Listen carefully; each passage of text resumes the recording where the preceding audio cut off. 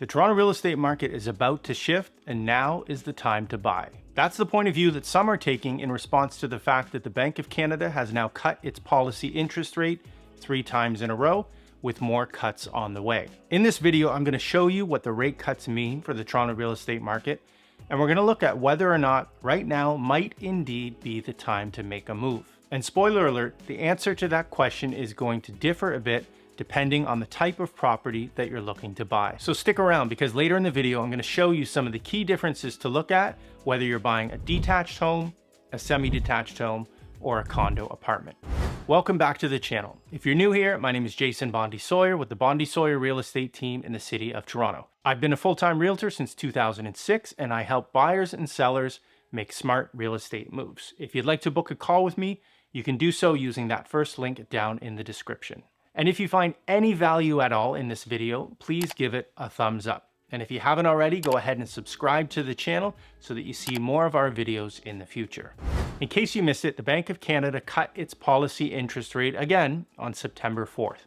Now that makes 3 cuts in a row now. We had one in June, one in July, and then this one in September. And if you take a look at the language they use surrounding the announcement, they're suggesting that more rate cuts are on the way. And we have 2 more opportunities for that to happen this year alone. First being October 23rd, and then again on December 11th. Every time that rate comes down, it's going to bring a new group of buyers into the real estate market. Some of these are buyers who wanted to make a move, but were holding back and being cautious because of where the interest rates were. So as the rates continue to come down, more and more of those people are going to be reassessing their own personal situation, and eventually they're going to get to a point where they feel comfortable entering the market. As more of these buyers enter the market, the abundant inventory that we have right now is going to start to be absorbed. And when enough of the inventory is absorbed, the market will start to shift. So we are in a very unique window of time in the market right now, where there's a lot of inventory,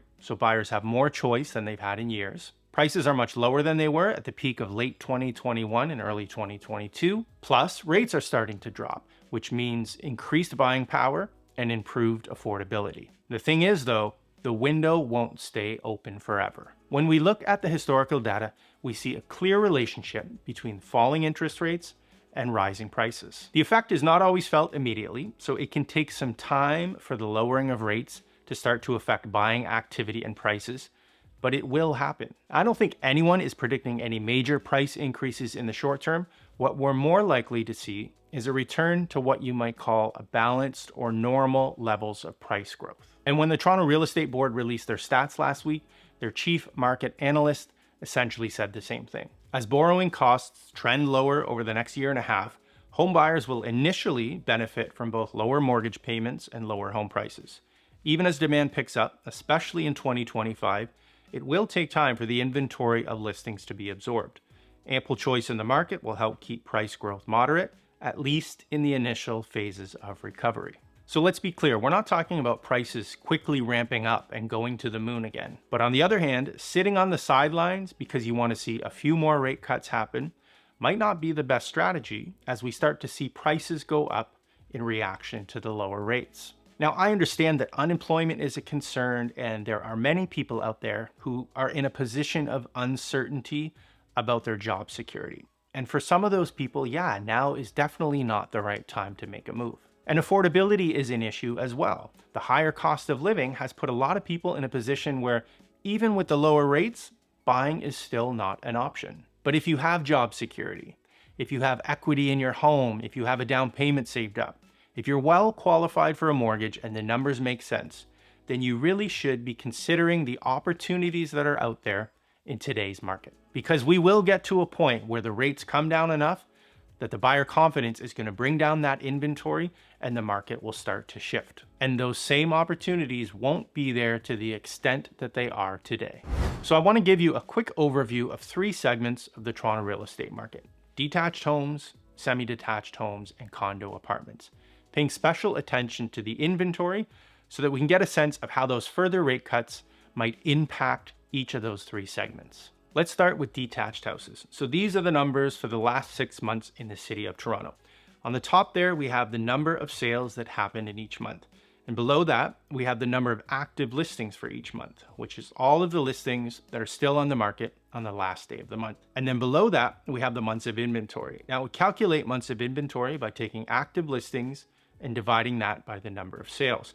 And you can see that as time has gone on, the months of inventory has been building. And in August, we got to a point where we had 3.74 months of inventory. In other words, if no new listings were to come on the market, it would take 3.74 months to completely sell out of all existing inventory. And we see that as inventory increased, the average sale price hit a high point in April and May and started to trend downward in June, July, and August. And we see that houses have been taking longer to sell and that they've been selling for a lower percentage of the list price. Moving on to semi-detached houses. So just like with the detached houses, the months of inventory has been building. Average sale price hit a high point in April and May and has been trending downward since then. Houses are taking longer to sell, and they've been selling for a lower percentage of the list price. But keep in mind that the months of inventory is lower for semis than it is for detached. So that tells me that as more buyers start to enter the market, if a relative number of sellers don't enter the market as well, there's going to start to be some downward pressure on inventory, which will start to put some upward pressure on prices. And because the inventory is tighter right now for semis, we could see that shift happen sooner with semis. So moving on to condo apartments, just like with detached and semis, months of inventory has been building here as well. But the level of inventory is much different in the condo market. Now, as we move through the summer months, we saw the months of inventory push past the 6-month threshold, which clearly puts us in a buyer's market. And this is the reason the condo market is going to take longer to see a meaningful shift in reaction to those rate cuts. Yes, buyers will come back to the market and start buying, but there's a lot of inventory that needs to be absorbed before we start to see any sort of upward pressure on prices. Now you can see that the average sale price really came down in August, but of course that could be more because of seasonality, as August typically is a softer month. We'll have to wait to see the average sale price in September to get a better understanding of that. Now, condos have been taking longer to sell as we move through the summer months, but the average sale price to list price ratio actually stayed quite steady, hovering around 99%. If you are looking to make a move in the next couple of months, there are a few videos here that I think you really want to take a look at. And over here is a link to subscribe to the channel. That's it for now, and I'll see you next time.